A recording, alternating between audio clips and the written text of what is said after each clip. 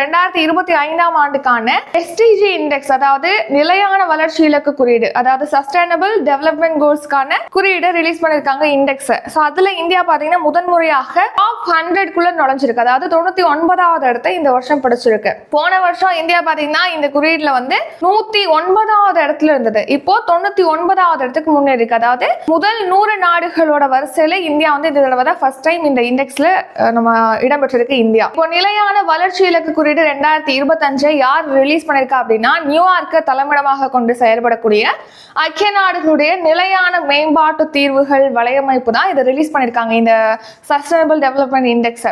அதாவது எந்த தலைப்புல அப்படின்னா 2030 மற்றும் நூற்றாண்டின் நடுப்பகுதி வரை நிலையான வளர்ச்சிக்கு நிதி அளித்தல் அப்படிங்கிற தலைப்புல தான் இந்த இண்டெக்ஸ் ரிலீஸ் பண்ணிருக்காங்க. இந்த வருஷம் ரிலீஸ் பண்ணது 10th எடிஷன், 10வது பதிப்பு.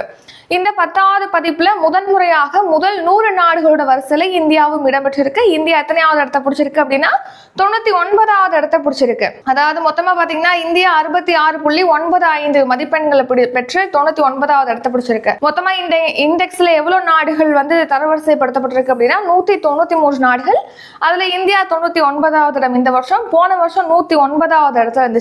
சோ அது என்ன நிலையான வளர்ச்சி இலக்குகள் குறியீடு, சஸ்டைனபிள் டெவலப்மெண்ட் கோல்ஸ் அப்படின்னு கேட்டீங்கன்னா ஒரு 17 கோல்ஸ் இருக்கு. இந்த 17 கோல்ஸ் 2015 செப்டம்பர் மாதம் தான் இந்தியா, அதாவது ஐக்கிய நாடுகள் சபையானது ஏற்றுக்கொண்டிருப்பாங்க. அது என்ன 17 கோல்ஸ் அப்படின்னு கேட்டீங்கன்னா, வறுமையை ஒழிக்கணும், அதாவது நோ ஹங்கர் நோ பாவர்ட்டி, அதாவது முதல் இலக்கு பாத்தீங்கன்னா பாவர்ட்டி இல்லாத உலகத்தை உருவாக்கணும். அதே மாதிரி பசியின்மை நீக்கணும், ஜெண்டர் ஈக்குவாலிட்டியை கொண்டு வரணும், பாலின சமத்துவத்தை கொண்டு வரணும்னு சொல்லிட்டு ஒரு 17 இலக்குகள் 2030க்குள்ள இந்த 17 இலக்குகள் அடையணும்னு சொல்லிட்டு இலக்கு நிர்ணயிச்சிருக்காங்க உலக அளவுல. சோ அதுல எவ்வளவு பெர்ஃபார்மன்ஸ் பண்றாங்க நாடுகள் அப்படிங்கிறது தொடர்பாக தான் இந்த இண்டெக்ஸ் ரிலீஸ் பண்ணிருக்காங்க. அதுல 99வது இடத்துல இந்தியா இருக்கு.